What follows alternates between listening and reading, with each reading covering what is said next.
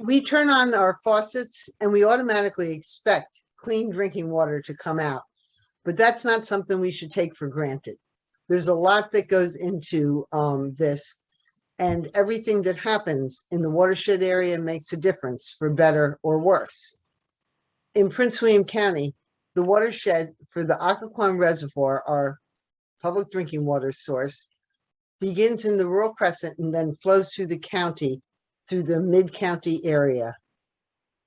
It includes nearly all of the rural crescent, which today is facing threats of data centers and significantly higher densities.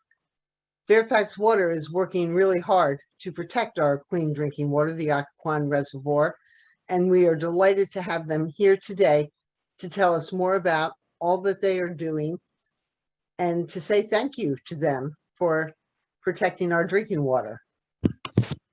So we have Greg Prelewicz, who is the manager of planning for Fairfax Water, where he oversees system planning and development, source water planning and protection, site plan review, and technical mapping services. So Greg, he sounds like one busy guy. Greg is a graduate of Virginia Tech with a BS in civil engineering.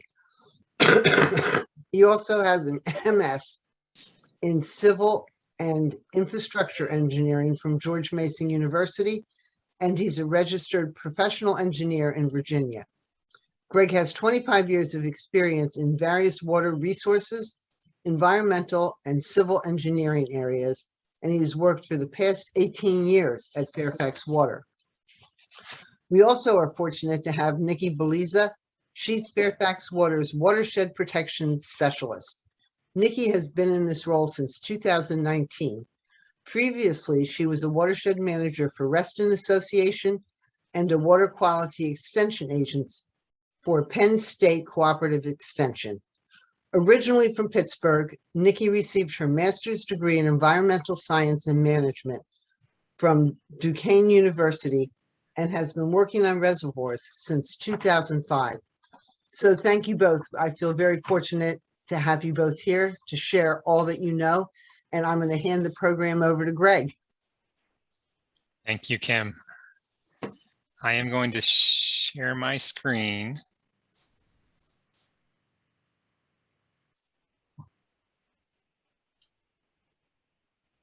Can you guys see that? Yes. Okay, yes. Fantastic. Kim, thank you for that introduction this evening. And Nicki and I are going to be tag teaming this presentation just to keep it fresh, to keep you guys on your toes and mix it up a little bit so you don't hear my boring voice the entire time. We're really pleased to be presenting this evening an overview of Fairfax Water's water supply and protection activities focused on the Occoquan Reservoir.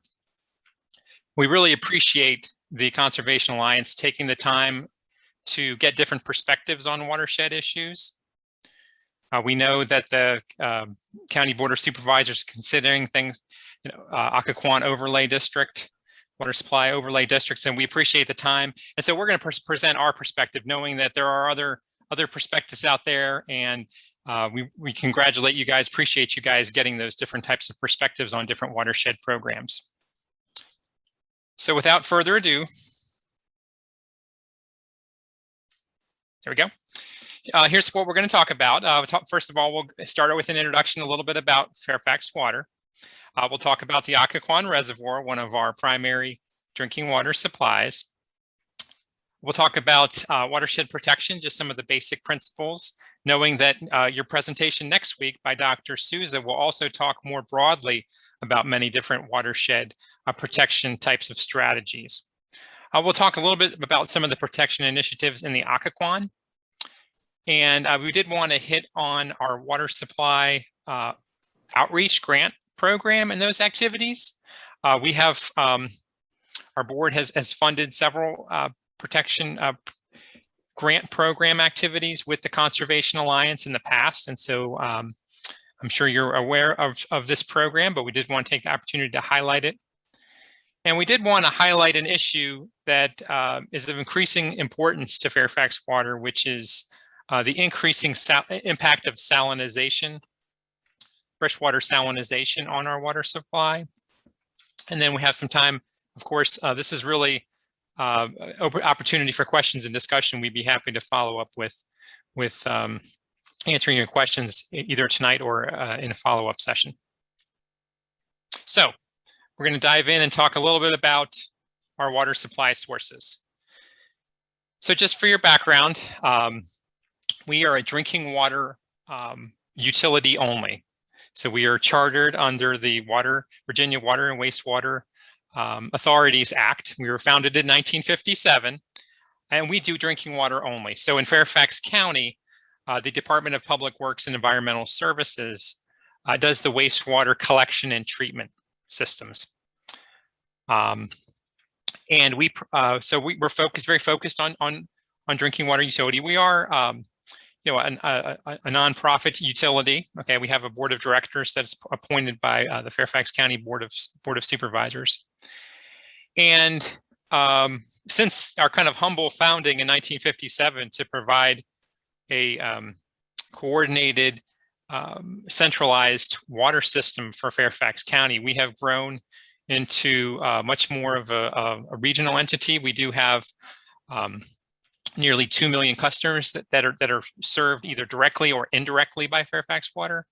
And many of those, about 45% of those occur through our wholesale customers, wholesale connections, which of course in Prince William County include the Prince William County Service Authority and the Virginia American Dale City Water System, but also other entities including Loudoun Water, the City of Alexandria, Virginia American, other entities that are listed there in that diagram also receive water from Fairfax Water by wholesale contract. So we actually have 3 sources of supply.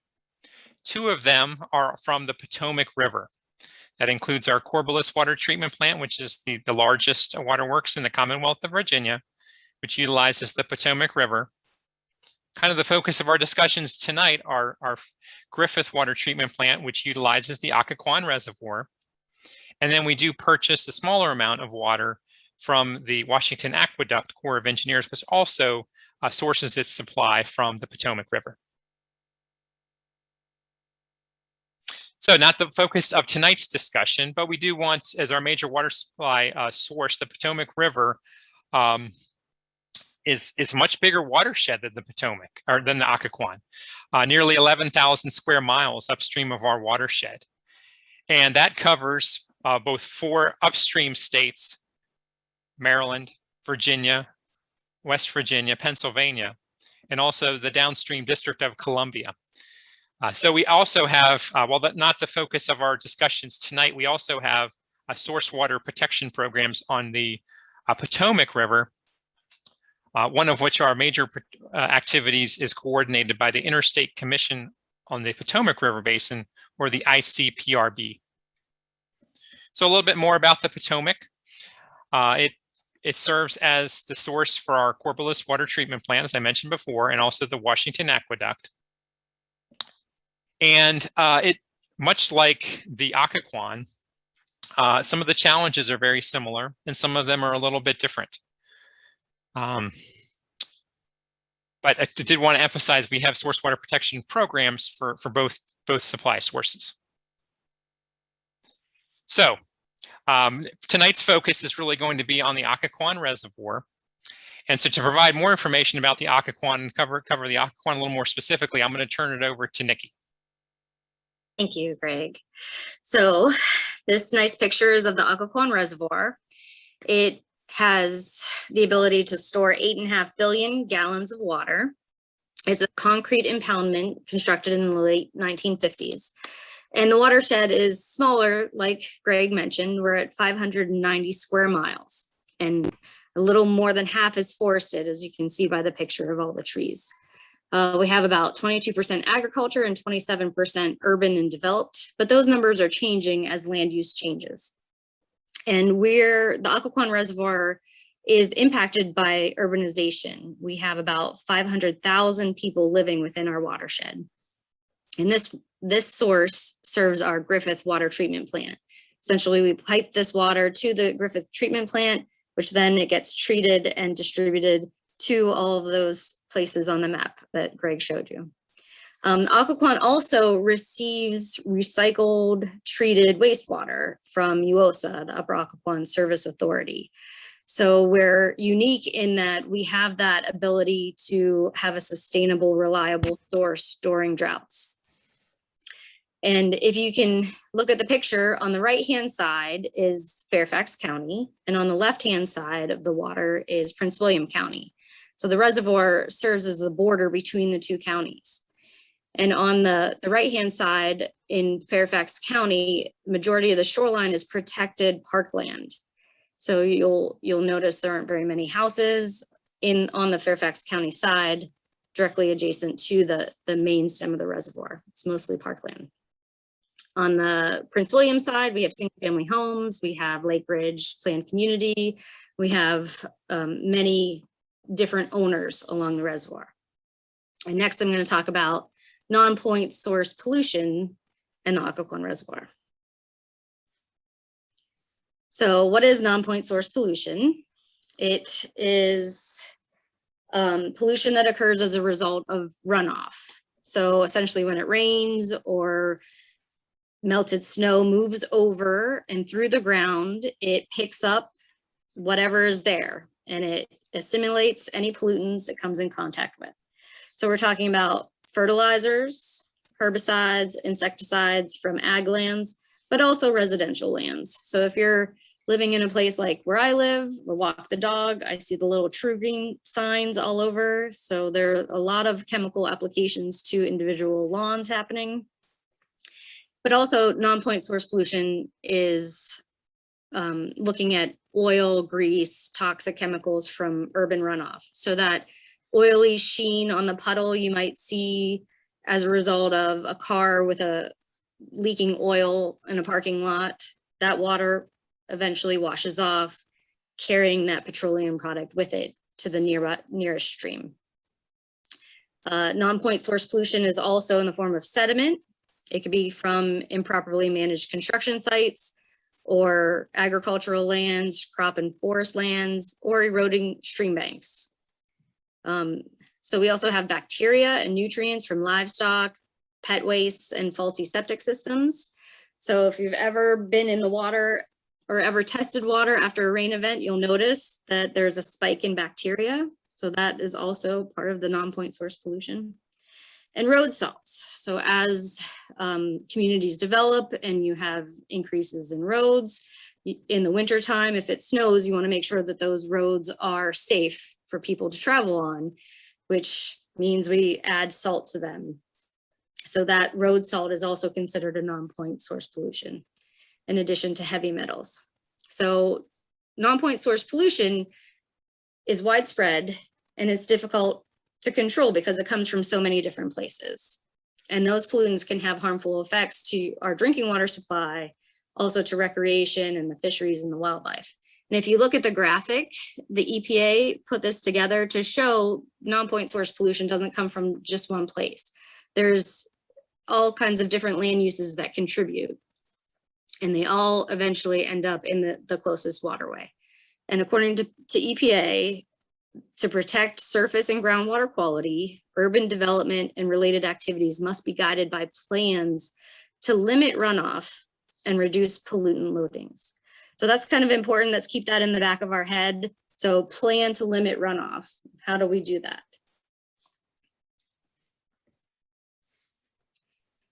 It's important because what happens in our watershed eventually affects our reservoir. And you'll get more specifics on this from Dr. Souza's presentation next week. But essentially, when you have land development, it alters the hydrology and hydraulics of the streams. And what does that mean, really? Hydrology, hydraulics, that means as you develop, you increase the roads because people have to get to their houses. As you have more roads, that's a hard surface. So when it rains, water, instead of hitting a forest or a grassland or something that doesn't have a hard surface, it hits that hard surface and runs off, and it picks up speed as it does it. So it's very fast water moving, versus if it was just in the forest or grass, it would hit that and soak in and infiltrate into the groundwater. So more roads, we have faster stormwater runoff. We have less groundwater recharge. So it's hitting the street, going directly to a stream or a stormwater conveyance. Less of that water is actually soaking in and recharging the groundwater. And with less groundwater, we have less base flow to have in our streams to continue the stream. And we have accelerated shoreline erosion. So if you see this picture in the top left, that's a picture that I took of an owner on the Occoquan Reservoir who has severe erosion. So as you have rain events, the water level in our reservoir fluctuates. So it can increase like it did on September 1st when we had those big rains, almost 3 feet. So as the water level raises 3 feet, it's hitting this shoreline and just moving a lot of sediment that's not being held in by any tree roots or any vegetation. So that guy's about 6 feet tall. So the shoreline used to be a gentle slope all the way down to the water's edge. So a big slug of sediment that was once there is no longer. It has washed down into the reservoir. So stormwater runoff mobilizes and transports not only sediments, but also nutrients and contaminants. And why do we care? Well, if you have added nutrients, that can fuel algae blooms. And there are things called harmful algal blooms that could potentially cause or produce toxins that we're very concerned about. And also as that sediment moves, when it comes down a stream, if you have active stream erosion, when it hits the reservoir, it slows down and drops out. So it's been filling in our coves and we've had residents call and say, are you gonna dredge? And we do a bathymetric survey to ensure, are we losing reservoir volume? Do we still have enough space and enough volume to provide an adequate supply to our users? And we're also concerned with invasive species. You know, they can be carried by wind and birds, but they can also be carried through the water flow too. So we've had an infestation of water chestnut in the past that thankfully we were able to hand pull and remove in 2010, but we're constantly on the lookout for it. So those are some of the things that we worry about: invasive species, losing reservoir volume, added nutrients to cause algae blooms. We're also very concerned about threats to our water supply. So we're looking at industrial, commercial, and other discharges that may introduce additional contaminants. So the NPDES permits, we like to review those and make sure that we know what's coming into our watershed and into the drainage for our reservoir, because there are certain things that just can't be treated. And we'll talk a little bit about that when we talk about salt and how that's affected. So we want to know what the levels are and maybe just ensure that we don't have increased threats to our water supply. Septic system clusters are another potential nutrient source. So septic systems, we love them, right? But they're not as efficient at removing nitrogen, and older systems or clusters of systems, if you have a malfunctioning drain field or if it hasn't been pumped out regularly, you might have the lower ability for phosphorus to be removed out of that wastewater. So we're looking at nutrients, which again, fuel algae blooms. And also agriculture generates nutrients and contaminants during that growing season when they're actively applying chemicals. What's not on here is golf courses. They also add lots of chemicals and very, very high frequency to that as well. So as a drinking water professional, we have a source water collaborative that tries to explain how we do source water protection. And we use a multi-barrier approach. The first thing is find a nice, clean source. So in the 50s, they identified the Occoquan River and the Occoquan Reservoir as a pristine source. Since then, we've been doing our best to maintain the quality of that water because there are threats. Any kind of contaminant can come in and threaten our pristine source. So the image on the left talks about source water and the collection system. So we have agriculture, we have industry, we have wastewater treatment plants, underground storage tanks that could potentially be leaking petroleum or other types of products, and other kind of mineral extractions. So we're actively identifying and helping to determine if there are threats related to those. And we keep an active look at what's going on in our local government to be able to see what's going on and hopefully move it in the right direction. So once we have that nice water, then what we do is we pipe it to our treatment plant, we treat it, and then send it out through pipes to people's houses and to the wholesale customers, and then to the customer that they can then take care of it and drink it. And then we're going to go to the next. Greg has the next one. Sure. Thank you, Nikki. So I did want to emphasize, this presentation was really emphasis on our water supply sources and source water protection initiatives. I had it there at the beginning, but both our Griffith Water Treatment Plant and our Corvallis Water Treatment Plant are only two of a handful of facilities in Virginia that have both ozone and biologically active granular activated carbon filtration. So we have a very high level of treatment. But nonetheless, even with the very high level of treatment that Fairfax Water has, source water protection plays a very important role in that multi-barrier approach to public health protection. So looking at source water protection, what goals do we have? Okay, so I know that within the scheme of different watershed management, it can be kind of difficult to figure out source water protection when there's a lot of different acronyms for Chesapeake Bay ordinances, Chesapeake Bay protection measures, local initiatives for agricultural types of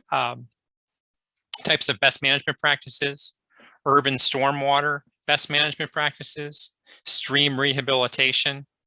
There's lots of different activities. And if you kind of think about it like a Venn diagram, source water protection is part of that overall, lots of different programs that are going on to help protect our different local waterways.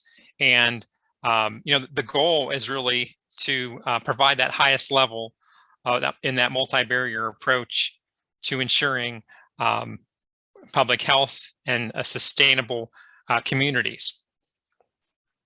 And protecting those sources of drinking water depends upon the different decisions that are being made at the local, state, and federal level as part of those different programs. And the goal is that providing clean, safe water to our customers is part of that overall strategy that we have, and we feel like we're definitely a part of those different programs that are out there for watershed protection. So here in the Occoquan, we have some very unique programs. Shown here in the picture is a picture from the Occoquan Watershed Monitoring Lab. In the late 1960s, early 70s, there was frequent algal blooms leading to a eutrophication on the reservoir, which is a highly nutrient-enriched environment where algae flourishes.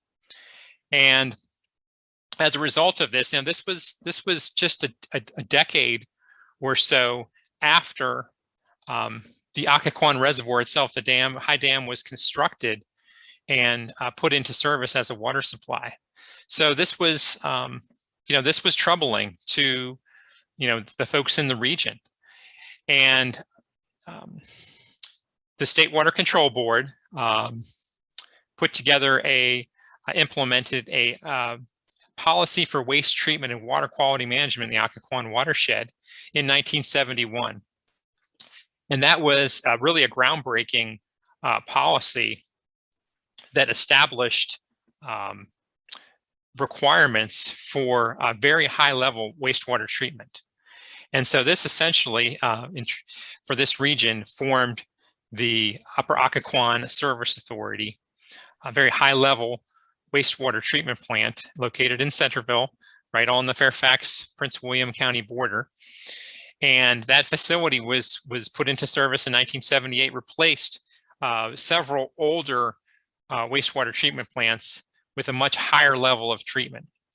In particular, it had some of the most stringent phosphorus requirements of any treatment plant in the country, and it was really groundbreaking at that time. But it really that policy immediately improved water quality in the Occoquan Reservoir and established indirect potable reuse as a sustainable water supply in this region.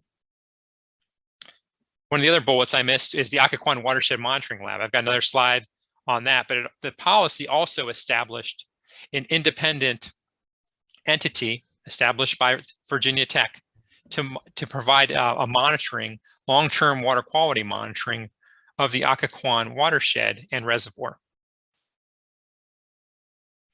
So this independent monitoring program has now been collecting data for over 4 decades. In fact, almost 5 decades. And so we've got a lot of great data, and I would encourage you to contact Occoquan Labs if you're interested and want to get more detail about the water quality data in the program over the years. But this was established by the Occoquan policy as an independent monitoring and surveillance program. It is funded 50% by Fairfax Water and 50% by local jurisdictions based on a formula. And they conduct stream sampling and analysis, as I mentioned, throughout the watersheds. You can see the ST stations on the map on the screen. Those are stream stations that collect water quality data. And there's RE stations in the reservoir. So those are the reservoir stations RE. And again, the purpose is to evaluate and monitor long-term water quality trends in the watershed. But you can't really establish a lot of source water protection programs unless you have good data on which your decisions are based. And the Occoquan Lab provides that resource to the region with an independent analysis of monitoring and water quality. So I have a high-level slide here also on some strategies in Prince William County, and I realize you may be familiar with many of the county activities, or you may be having other presentations on some of the strategies that are going on in Prince William County. But Prince William County was amongst the first in the region to establish a stormwater management fee. County Board of Supervisors established that back in 1994. And one of the early things that was adopted here in this region and in stormwater management was something called the Occoquan method, which had requirements for a high level of phosphorus removal from stormwater management facilities. Over the years, things have evolved, and in 2014, the state implemented a Virginia Stormwater Management Program, for which Prince William County now participates in that program as the authority. And the goals of that program are really to control stormwater runoff and pollution from entering waterways. And the program, the storm system that they operate, is made up of pipes, culverts, stormwater management ponds, those sorts of things, retention basins. And those facilities are really designed to retain stormwater, retain sediment, allow sediment to settle out, with the goal of helping reduce pollutant loads to downstream waterways, which include both the Occoquan Reservoir, the Chesapeake Bay, those programs. And so the county operates this, and this is essentially part of the larger strategies that are in place regionally to help protect water. One of the things I got shown on the screen there, they operate an illicit discharge detection and elimination reporting program. That's part of the municipal separate storm sewer program, MS4. And the county also has in place Chesapeake Bay protection ordinances. So these include, you may have heard the terms RPA and RMA, Resource Management Area and Resource Protection Areas. And Fairfax Water works closely with the staff at Prince William County related to resource protection areas along the Occoquan Reservoir. So these are generally areas within 100 feet of the buffer of the stream. And so these are county ordinances that are in place that ultimately help as a source water protection measure, and ultimately the Chesapeake Bay downstream. So I want to take an opportunity to highlight some of the Fairfax County strategies. Fairfax County does have a water supply overlay district that was passed in 1982. And it was put in place to require a post-development phosphorus reductions of 50% from urbanized portions of the watershed. So this, like Prince William County, this preceded a lot of the requirements and programs that the state of Virginia and the Chesapeake Bay have in place now. So this was really a precursor to a lot of the programs. It required post-development phosphorus to be reduced by 50% from the developed areas, and also put into place a downzoning of portions of the watershed shown in purple that limited development to one dwelling per 5 acres. So I've got another slide that talks a little bit more specifically about the downzoning. What's shown on the screen is an area along the Occoquan Reservoir that is within the downzoned area. And you can see there's 1 residence per 5 acres, RC zoning. And the purpose is really to provide that buffer. Forests help preserve land, allow water to infiltrate into the ground, and can serve as a uptake of nutrients and other pollutants from the surface. And so that downzoning along the Occoquan can serve as that natural filter, that natural buffer along the reservoir. And we know in the absence of having forests, that deforestation tends to increase stormwater runoff, soil erosion, and decrease infiltration into the ground.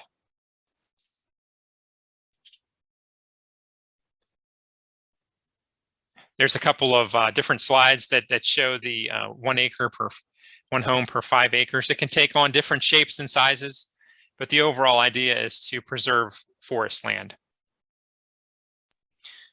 So Fairfax Water has in place a Occoquan shoreline easement policy. So to talk a little bit more about the Occoquan shoreline easement policy, I'm going to turn it back over to Nicki.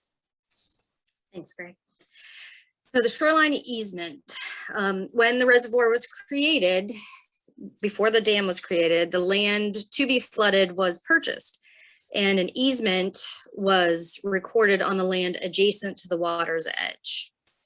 So this easement serves as a buffer around the perimeter of the Occoquan Reservoir. And the easement varies in height above normal pool. So our normal water surface elevation is at contour level 122. And our easement goes from 122 all the way up to 135 contour elevation, depending on where you are along the reservoir. It's essentially an 8 to 10 foot vertical elevation. And the reason why this easement was put in place is to maintain a natural buffer. So that easement says it should be kept in a natural state. So as a new owner, if you go out, you buy a property, you get your plot, and on that plot, it should show the easement to Fairfax County Water Authority. So I kind of highlighted it in yellow here that shows how the extent of our easement on this person's property. So it depends on slope too, how big our easement is. If you have a steep slope, our easement may be a short distance. But if you have a flat area, kind of like the floodplain, our easement could be hundreds of feet. So it's based on that vertical elevation. So as the water level goes up, however far out you go until you hit land, that whole area would fall within Fairfax County Water Authority's easement. So this picture here, I don't know if you're anything like me, but whenever I go out and take pictures, I normally take pictures of violations. So this is a picture of a violation because they had cleared the easement as well as the RPA, the resource protection area. But essentially our easement, when we say it should be left in a natural state, That's all 3 layers. The ground cover, the understory, and the canopy layer should be intact, should be maintained. People are allowed to reduce the amount of limbs for a view, but they're not allowed to cut all the trees. So that picture is a violation picture. We go to the next one. So with our easement, they were recorded in the 50s. And as the watershed developed from 100 parcels, we were getting more and more subdivisions. People started putting in large docks and boardwalks, and maybe had some hot tubs down close to the water. So our Fairfax Water created a policy, which we were deeded the right to create rules and regulation, reasonable rules and regulations. So we created the Occoquan Shoreline Easement Policy in 2004, and it was amended in 2011. And it essentially restricts activities within the easement. So you can't have large structures. We want to minimize the impact within that buffer area. So people can have small piers. It limits the extent out it could go within the reservoir. Because we really want to protect that riparian buffer, because riparian buffers do such a great job of protecting water quality.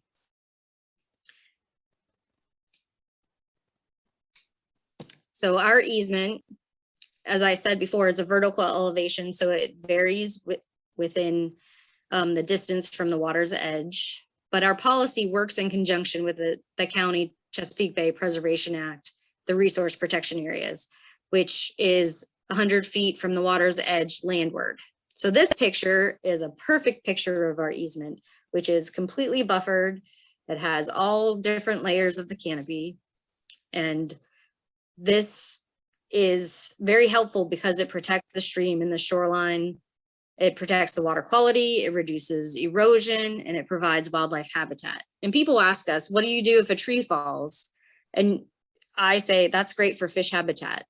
You know, as long as it's not intentionally cut and put into the reservoir, which would be a violation. A natural tree fall is great habitat for the fish in the reservoir. Let's go to the next slide. Okay, so with our policy, that was one of the strategies of protecting the Occoquan. So we want to protect people from clearing the land and cutting down all the trees and building these humongous party boats and whatever it is. So one other way that we protect the Occoquan is through our watershed and water supply grant program. So we're going to talk about that as well. So our water supply outreach grant program, it supports the community efforts to protect source water and supply. Because Fairfax Water can't be out there working with all the people, we rely on our grassroots nonprofits like the Prince William Conservation Alliance and the local governments and education and environmental organizations to spread the word for source water protection. And we have 4 different categories of our grant program. There are education efforts similar to the picture that you see, where we helped this school purchase an EnviroScape model that teaches students about watershed and rainwater and runoff and how that contributes to the lake at the bottom. Our second category is source water protection projects. So if you're within our source water watersheds, source water protection projects include things like rain gardens and rock swales and things that can help reduce erosion and planting native plants, any of those kinds of projects. Water quality monitoring projects. So the initial water quality or the equipment or the boots to get people out there in the water, those all have been things that we have funded. And also specifically for Occoquan residents, if they are shoreline owners and they want to stabilize their shoreline, we provide up to $5,000 to help offset the cost of shoreline stabilization along the reservoir. And the next slide will show you the 2020 program awards. So this is a collage of all of the people that have submitted reports. So we've helped fund watershed cleanups and trainings in both the Potomac River watershed and the Occoquan Reservoir watershed. We've helped organizations reach out to HOAs and small community groups through the Watch the Green Grow and Greening Your Neighborhood community programs, which encourages low impact development and green infrastructure. But we've funded wetland education with Huntley Meadows. We've helped the Prince William Soil and Water Conservation District purchase handheld water quality monitors. We've also worked with the Northern Virginia Conservation Trust and helped fund their Occoquan Reservoir and Rural Crescent land conservation initiatives, where they were able to map and really prioritize areas within Prince William County and the Occoquan Reservoir for land conservation. We've also worked with Prince William Conservation Alliance in the past on education brochures and tree giveaways, and also this program, the Watershed Partners Program, that we're happy to be a part of. Thank you. And like I said before, the Occoquan Reservoir shoreline stabilization projects. And so if anyone is interested, eligible projects should address water supply or watershed issues within areas served by Fairfax Water or within portions of our watershed providing our source water. So we have guidelines and the application available on our website, which is fairfaxwater.org/grants. And even if you Google Fairfax Water grants, it should pop up. And these two maps just show the areas served by Fairfax Water, which those, if you're within those areas, you're eligible for education and water quality monitoring projects. But for the source water protection projects, you have to be within our source watersheds, which are the Potomac is in green and the Occoquan is in orange in that right map there. Within there also, you're eligible for education and monitoring if you wanted as well. So if you're interested, feel free to reach out to me or go online and download the application.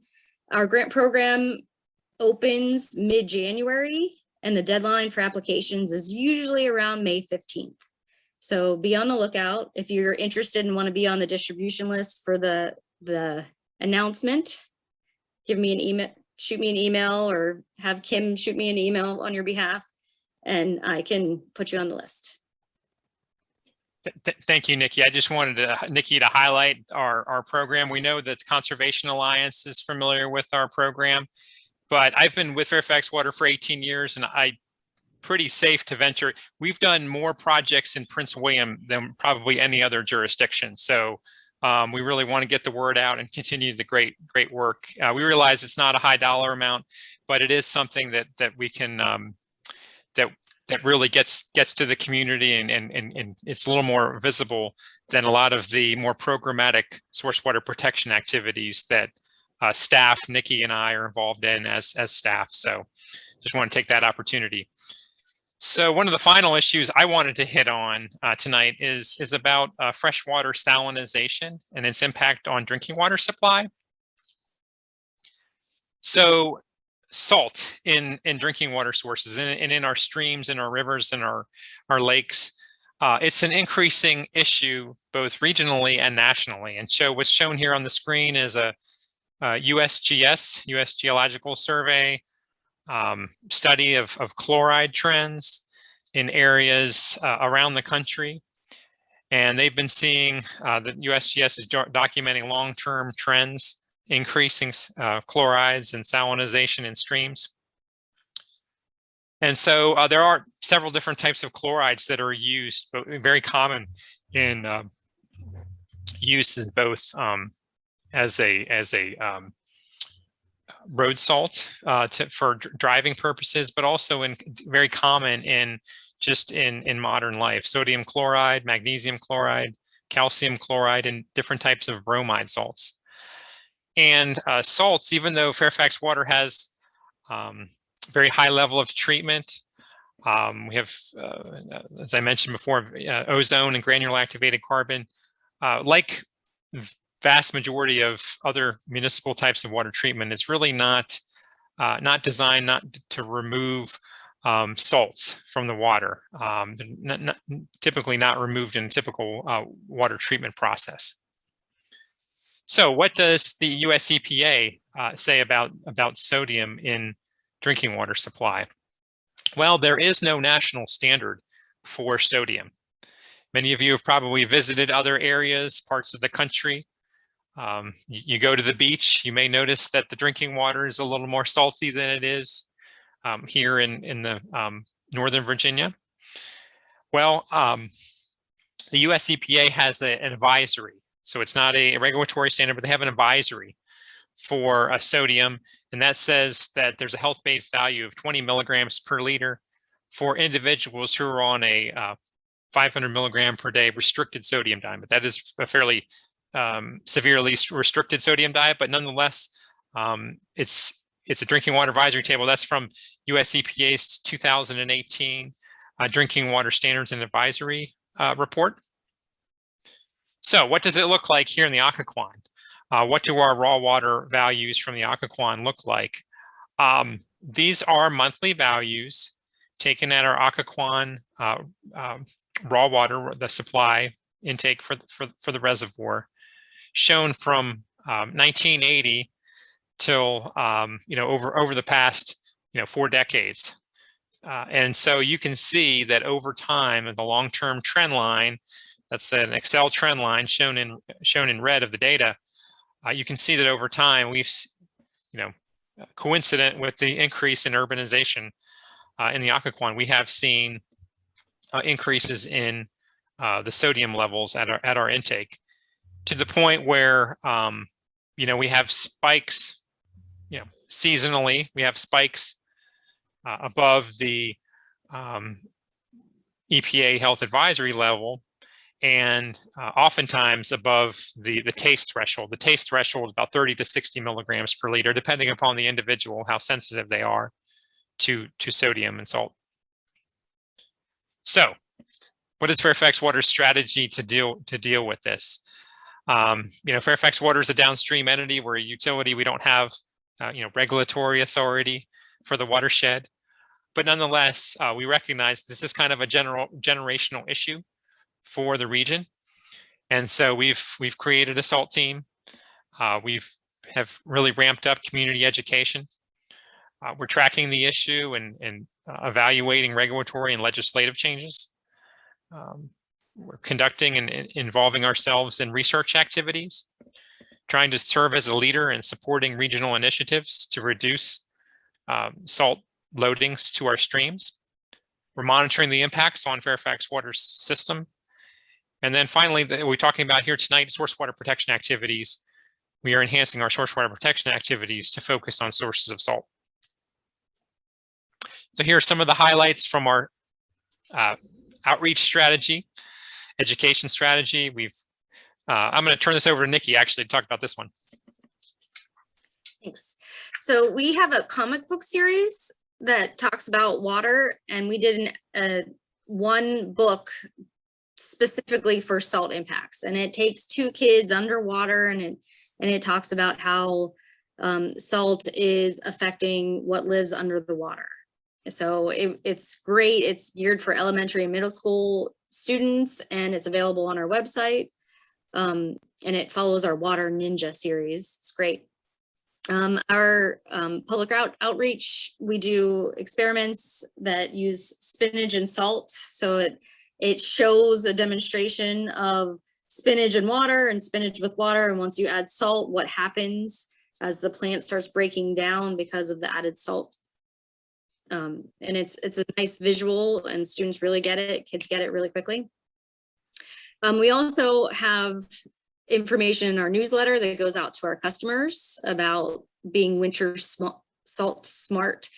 And we are also working the MCOG and Virginia DEQ Salt Management Strategy, or the SAMS, Outreach and Education Work Group. They put together a lot of outreach materials. You'll see the Be Winter Salt Smart little brochure, little postcard that was graphically designed to alert homeowners and the public about being smart about what kind of salt, or if you need to use salt. And there's a toolkit for HOAs, for anyone that's interested, this Sam's effort put together so that people can spread the word and really help us implement this strategy for protecting our water quality. And I'll just mention that the DEQ effort has now been taken over by Northern Virginia Regional Commission. So all the materials have now transitioned to a website that's maintained by Northern Virginia Regional Commission. So they're involved and will be coordinating those regional activities. So another part of our strategy is on the research end of things. And we talked about the Occoquan Lab. The Occoquan Lab is been involved with this issue. We hosted a research forum last year, and that research forum and bringing together a lot of stakeholders on the issue has, and their aggressive efforts in pursuing National Science Foundation monies has resulted in a $3.6 million award over the next 4 years for Virginia Tech's Occoquan Lab to look at freshwater salinization here in Northern Virginia. They're going to be using the Occoquan watershed as sort of a living laboratory to sort of get stakeholder input and test hypotheses, that kind of thing. So they're going to be looking the first 2 years in the UOSA sewer shed, and in the years 3 to 5 will be focused on the Nonpoint source side of watershed management. And Fairfax Water has been involved with the research committee. There's an executive committee on the Occoquan sewer shed that we've been participating in, along with other regional entities, hosting research meetings and providing review on research updates and reports. So some other strategy elements. We've been working with Fairfax County Public Schools toward closing salt storage facilities in the county. They had a few remaining non-closed storage facilities. So there was some efforts the county had put in place to implement best management practices and get those areas within closed storage. They also had some efforts, worked with the county, the central maintenance facility and a Cub Run salt storage facility that were in the to upgrade those facilities to implement new best management practices to collect runoff from the site. And in the case of one of their facilities, we're able to implement a pump and haul discharge out of the Occoquan watershed to put it into a facility that discharges into higher the estuary, where they already have higher levels of salinization to avoid the freshwater impact. So we're pleased to with the county's efforts on that, and have been coordinating and following those closely. Some other source water protection efforts that Fairfax Water has been involved with. We work closely with UOSA on some of the authorizations they have to discharge to their facility, which include both Fairfax County salt storage facilities and also some VDOT salt storage facilities. Nicki mentioned before NIPD's permits. These are permits required under the Clean Water Act for industrial discharges. And we have made comments on facilities within the basin, industries that have discharges, and commented on levels of salt, such that we've been able to get some changes, including some changes in permit limits at the Dickerson Geneon power plant on the Potomac Basin. That facility ultimately, their older facilities have now gone offline at that facility. So that has gone away, but we were very active in making comments on that facility when it was being considered for upgrades. So I realize the salt issue has been something we wanted to throw in here. We wanted to talk about. We always like the opportunity to talk about salt within the larger scheme of source water protection. But we'd be more than happy to answer any questions you have on our overall program. And thank you for giving us the opportunity to speak with you here tonight. Well, thank you, Greg and Nicki. That was really interesting. And I'm going to guess that there are questions. So if you have a question, hit the hand icon, or if you absolutely can't find it, wave around.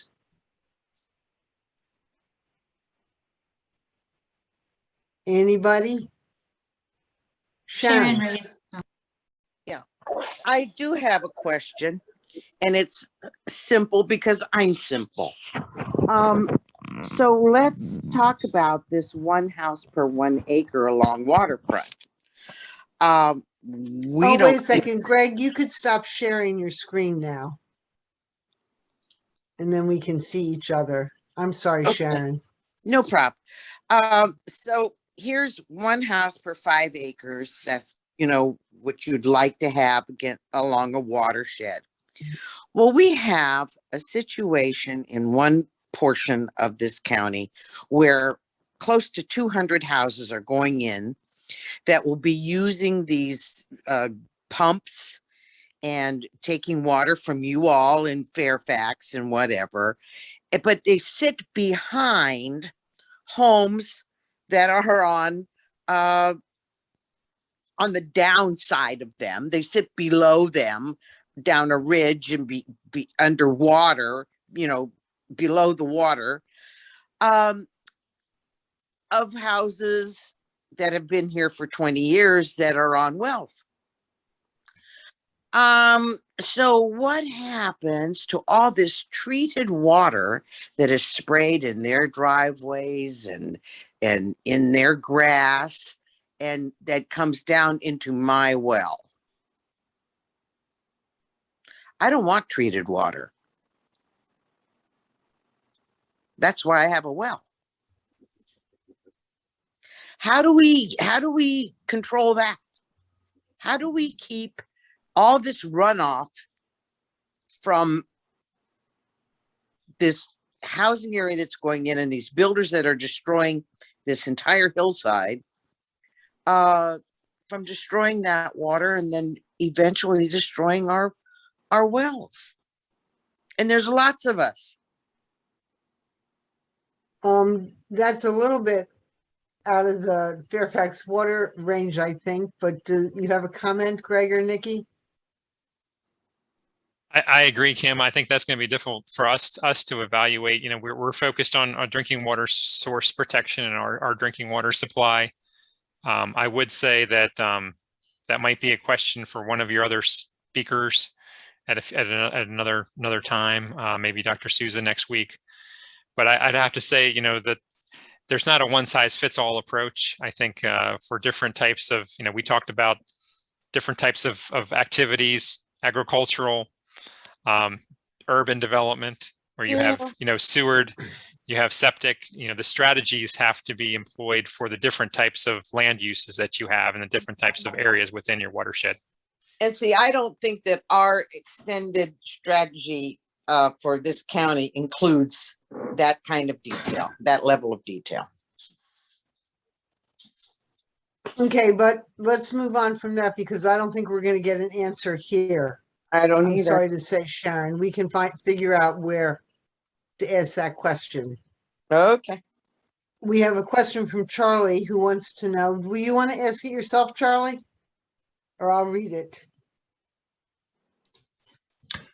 So basically, I'm trying to figure out, where do we start? What's the most important thing for us to be doing in Prince William County? We're doing the comprehensive plan. We're doing all sorts of management plans. Should we be setting a target for a percentage of tree canopy that will enable us to protect our watershed, what runs down to the reservoir? Should we be trying to reforest our RPAs, many of which have been damaged over the last 50 years? Or would it be most useful for us to be helping Fairfax Water protect the shoreline and the easement that it has established? What would be number one on the Fairfax Water list for help from Prince William County? That's a good question, Charlie. Thank you for making that comment. It can be nonprofit when you sell it. I don't get it. Well, before Greg answers it, the first thing that I thought of before you offered suggestion was plant trees. Right, I saw you nod your Plant head. trees. So Greg, do you want to add to that? No, I think that's right on, Nikki. I mean, we're I don't think we're in a position to recommend specific, measures, but I think, you know, understanding the gamut of what the issues are and evaluating what strategies can be employed. You know, I think to a certain degree, maybe it's all of the above, but I do think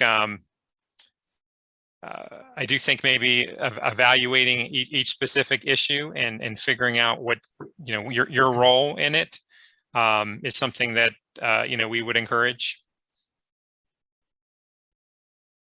Thank you, Greg. Nothing, you have anything to add, Nikki? I just saw the comment that said, or don't remove trees in the first place. So Right, like my bio said, I grew up in Pittsburgh, or a suburb of Pittsburgh, and there was a township near Seven Springs, the ski resort, where if you bought land and you were building a house, you weren't allowed to remove the trees except for those that were absolutely necessary to build your house.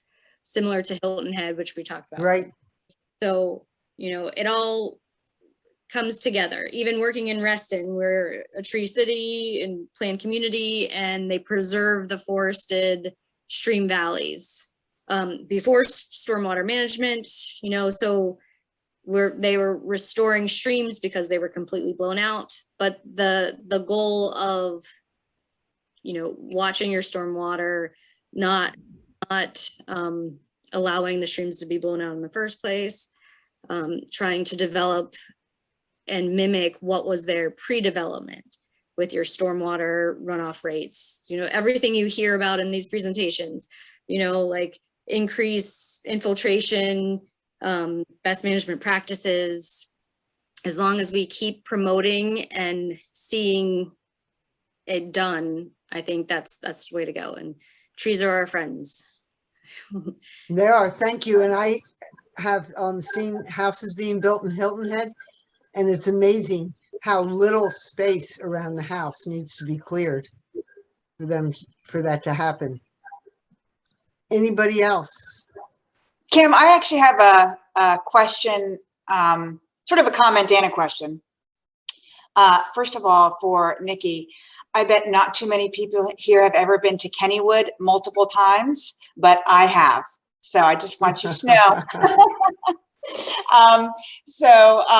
I guess when I look at some of the presentation, and you show the map of Prince William County and the watershed, clearly we play a unique role in the Occoquan watershed. And I recognize that Fairfax County actually protected 41,000 acres by their shoreline. And of course, they have their down plan zoning of 1 home per 5 acres. So when I think about what the county is looking at doing right now, you have supervisors talking about affordable housing and workforce housing in the rural crescent and industrial development, and then all the associated road infrastructure.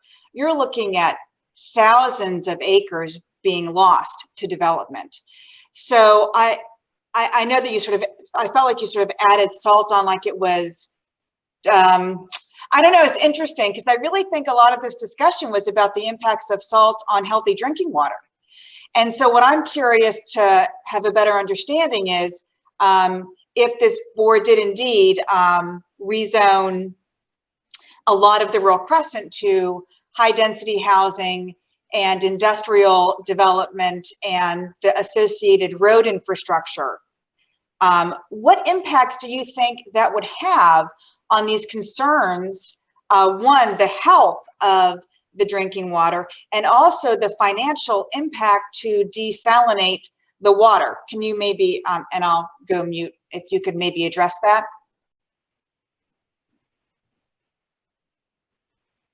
Thank you for the question. That's a good question.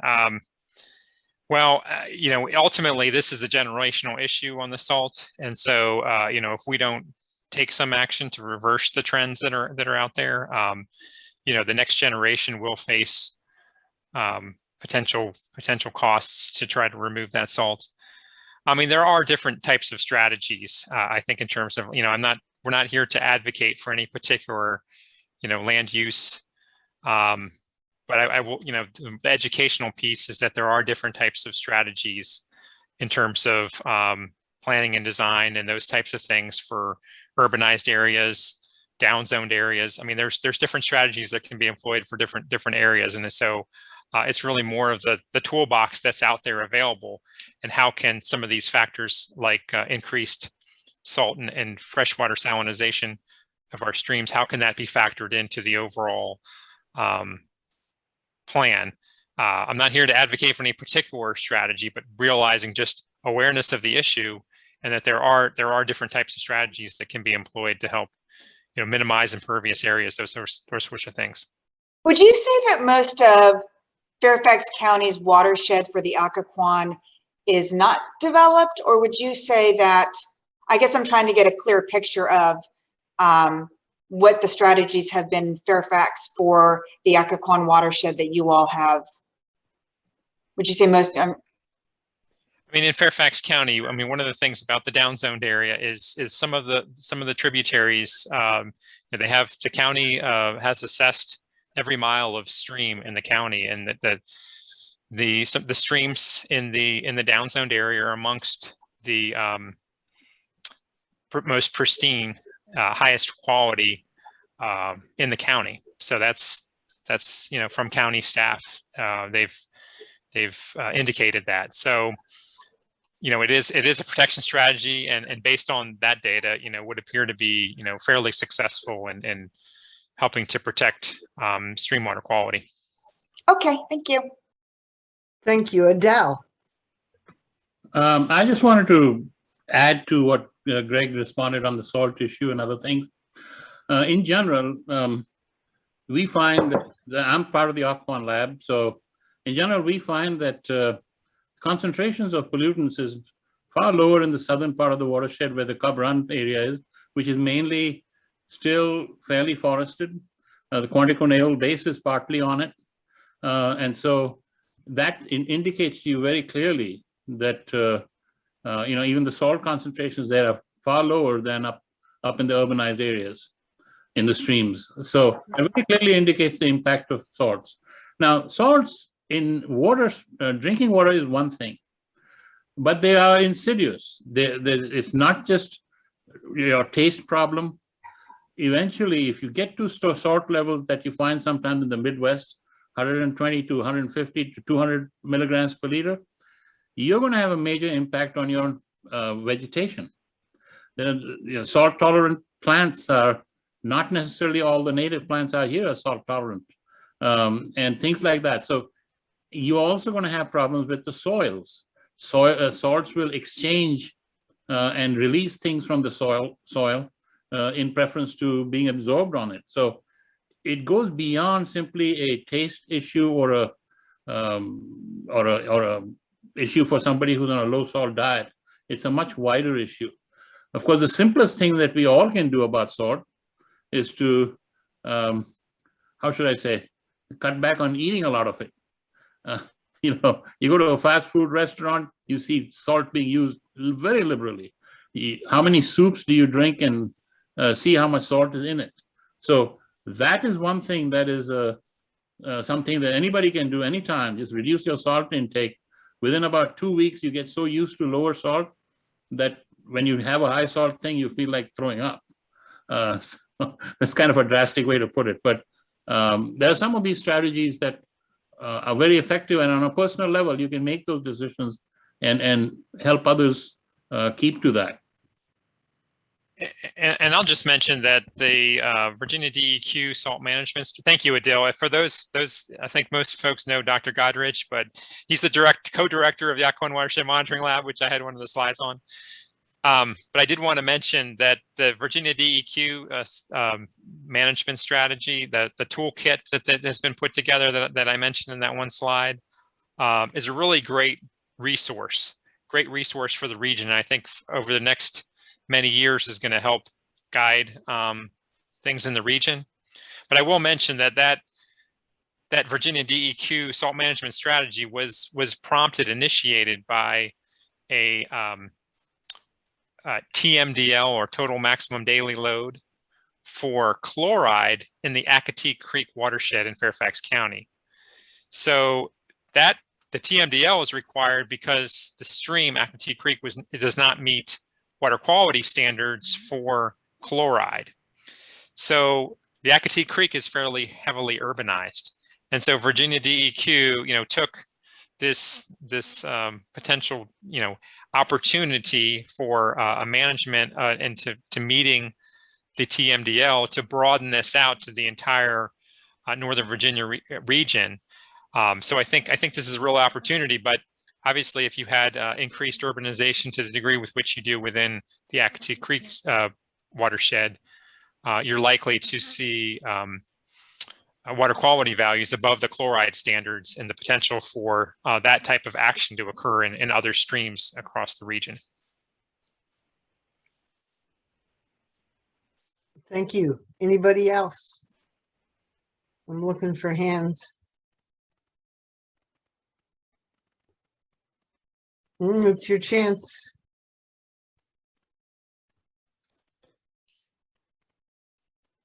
Let's look at the chat again. Something just caught my eye.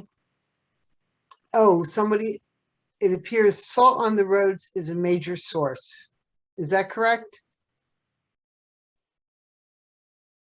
So again, I'll reference this, a lot of the work, they're all online, the information that DEQ put together on the salt management strategy. But one of the things that was really emphasized during the salt management work groups was that while VDOT is a major player, because the vast majority of the localities have roads that are operated, maintained by VDOT, you'd be surprised as the percentage of privately controlled imperviousness. So we're talking about commercial land, shopping centers, office parks. A lot of those types of imperviousnesses are controlled by non-government entities. And so that was a really surprising fact that I think was emphasized during the SAMS effort. And in fact, the SAMS group had a number of presentations from folks who were working with a lot of the entities on the non-government side for best management practice implementation. And so I'd really encourage folks to take a look at some of those SAMS materials and focused on kind of the private side of things, the individual homeowners, like I said, the individual owners, and the types of voluntary practices that can be brought into. It's not just a roadway issue, a VDOT issue. It's an all of us issue. I have a question for you, since nobody else is jumping in. I'll just keep asking. Is there a model that you would recommend? Let's just say, for instance, I had an area that was in a watershed that was proposed to have data centers and road improvements and high density housing. Is there like a model you could calculate in a watershed what impacts that would have? Because you'd have all the associated, of course, they'd sell it by having mixed use development. I mean, it's nothing specific. I'm just throwing that out there. But you'd only be able to sell these things as mixed use development. So you would have all that associated shopping centers and private businesses to help support all of this new and mixed use development in a rural area. Is there a model that you could recommend that people could, like calculate, well, what would the impacts be if you were to introduce, I don't know, on 10,000 acres, destroying a watershed, what impact that would have on the source of the reservoir? We've got some folks on the line who I think might be able to answer this question better than myself. I can certainly take a stab at it, but I know Adil. I mean, you've got that cute little game where it shows you, like the board game. I'm looking for something a little bit more scientific. You plug in some numbers and it could tell you what the impacts would be. I want to add a plug for next week's presentation, which will dive a little bit deeper into what you're asking for. Maybe not specifically for the Occoquan watershed, but depending on change in land use and percentage of land use change, and if if Kim gets in touch and says specifically, if you have 10,000 acres or, you know, he can. We'll give Dr. Souza a heads up that you're gonna Yeah. ask that. I mean, Okay. in general, there are ways to determine that. And if you want specifics, maybe we can rely on OWML or some other people to maybe chime in a little bit. Okay. And Norm, I see, has put up a link. I'm not sure is that link relevant to this, Norm? Norm is from Yeah. Hey, Kim, this is Norm. That's the link to the SAM's documentation and the SAM's report. Okay, So that people can go ahead to that website there and download the report and find out a lot of different information. And since Greg is kind of reaching out here, trying to use his lifeline on the model question, there is actually a very sophisticated model for the Occoquan watershed. It's actually two models. One is one that models the watershed as a whole in terms of its delivery to the Occoquan Reservoir. And then we have a second water quality model that models the reservoir response to that input from the watershed. Now, with that being said, the caveat is you have to manipulate a fairly sizable portion of the watershed in order to get a response from the model seen at the reservoir. So while it would be nice to come in and say, hey, I'd like to go ahead and model this development, it just doesn't work. It's not due to the issues of scale. It just wouldn't give you an answer that is justifiable. We found that out the hard way, you know, number of years ago when we tried to model some of the inputs for the development of some of the golf courses around Lake Manassas. You know, you just couldn't manipulate enough of that land in order to see some kind of response at the reservoir. Now, that doesn't mean that there aren't impacts. The impacts, though, unfortunately, just aren't seen in the reservoir over that entirety of a scale of time in which we model the reservoir. I know that's not the answer you were looking for, but unfortunately, that's the reality with respect to some models. Now, you can get some very small based empirical models, such as what they call the simple model, where you just look at the number of acres of land that's being developed, the type of land that's being developed, and you can calculate a load that comes off of that land. And as a matter of fact, that's kind of what the Virginia State Water Stormwater Management Law does. It uses a spreadsheet that calculates what the loads will be coming off of a developed land, and then what kind of BMPs do you need, stormwater BMPs do you need to try to attempt to mitigate the input of nutrients from that development. So yes, there are a variety of different models out there. It all depends upon the scales in which you're talking about and what you're looking to try to model. I can add to that, the deal again. Since the Occoquan model is something I've been working with for 15 years now. Norm is right. If I were to change 5,000 acres up in near Dulles Airport, which sit on the Occoquan watershed, that lower part of it, you're not going to see any response near the reservoir. It'll look like, well, nothing happened. If you go to 10,000, maybe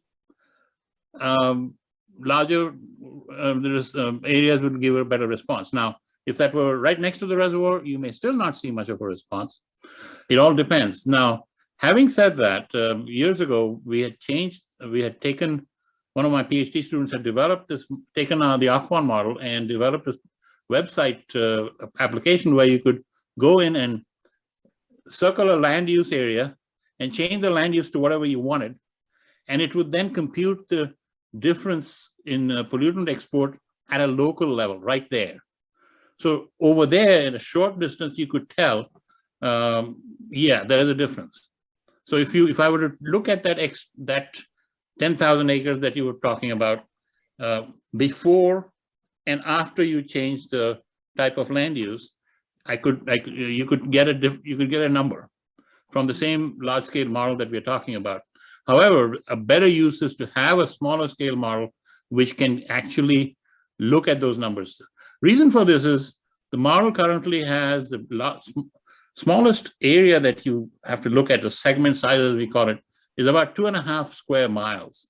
And that's a lot. But if you make it much smaller, you're going to be sitting there forever for the model to execute and run.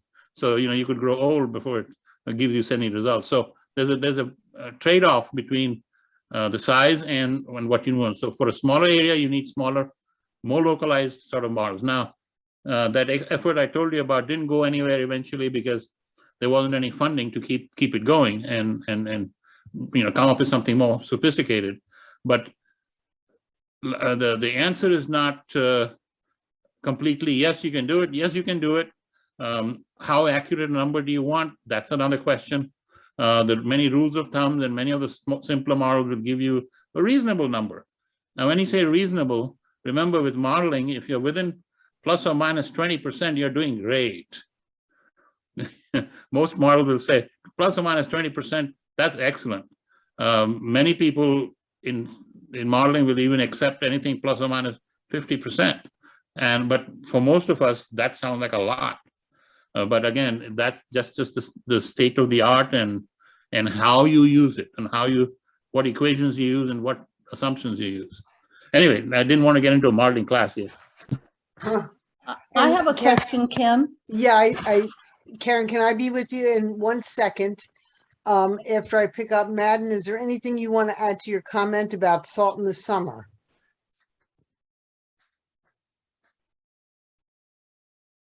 Perhaps no. Go ahead, Karen. Thank you for being patient. No problem. So Greg talked about Fairfax County having studied their streams in recent history and establishing that many of them are in pristine condition because of the downzoning that Fairfax County did. Given the amount of development that Prince William County and the type of development that Prince William County Board of Supervisors and Planning Department are considering and pushing for, I'm curious whether Prince William County back 50 years ago established a baseline of the condition of the streams feeding the Occoquan Reservoir. And if we have a similar study by Prince William County, the more recent baseline within the last 10 years, what is the condition of the streams that Prince William contributes to the Occoquan Reservoir?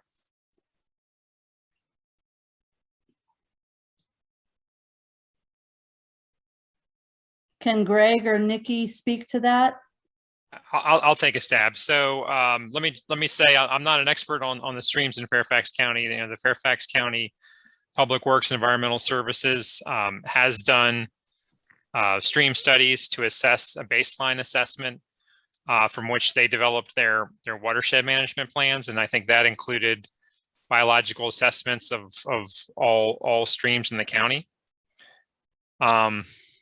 Regarding many of the tributaries in Prince William, I think we're fortunate to have a DIL in the Occoquan Watershed Monitoring Lab to have wet chemistry data, broad set of suite of parameters for data on certain streams, but obviously that does not encompass smaller streams or tributaries that don't have monitoring stations. Obviously having good data is important for decision-making purposes. And so I'm not, there may be other data sources out there that I'm not familiar with, but I know, we're fortunate to have a good resources in Occoquan Watershed Monitoring Lab. There may be other local county assessment efforts, USGS, there may be other entities out there that have assessed particular streams.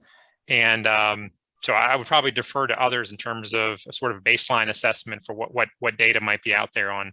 And that could include biological assessments. It could include wet chemistry information. I'm not particularly familiar with other than the OWML stations that Adil and his folks maintain. I'm not as familiar with other stream assessments. Thanks, Greg. Does anyone have anything to add to Greg's response? And now moving on, more questions or comments? I have a question or a comment. One thing that I have noticed here by Woodbine Woods is that we used to have a retention pond up behind Cole's Fire Hall. And apparently it was a very old one, and I notified or I asked the county about it because I saw a pipe with frothy water being emptied into it. So they checked on it and they ended up renewing it. And then when they built the new fire hall, they did away with the retention pond and they put put a big wedge into the ground and they put several layers of rocks where I guess the water now filters through there with a small hole, and then it goes down into the stream.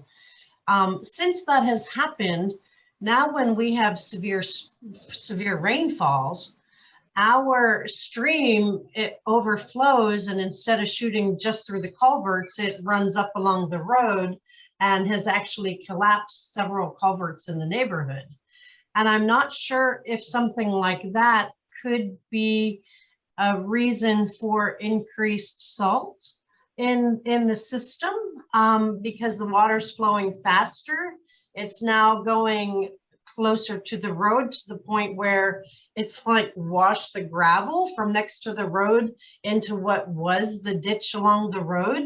But I'm not sure why it's no longer a retention pond because we are on well water. And so I would think that that water kind of coming from uphill from where we live might be beneficial to our wells and capturing it and letting it soak into the ground versus letting it flow very quickly, down through the forest and across and through the woods all the way to Long Branch, which eventually goes to the Occoquan. Could that potentially be an issue, or is that just a new practice that is being used for stormwater?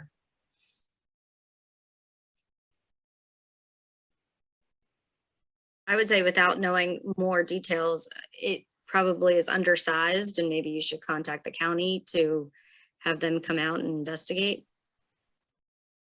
Okay. That's a good policy. So you know how to do that, right, Lori? Or I can help you with the contact tomorrow. Yeah, we can talk about exactly who I reach out to. I'd be glad to help. Okay, thank you. And we really appreciate Fairfax Water and all you do to keep our drinking water clean and plentiful, and for your grant program also, which has done a lot of good in Prince William for sure. So last call for questions and comments. And seeing none, thank you for coming. It was very educational. I learned a bunch and really appreciate it.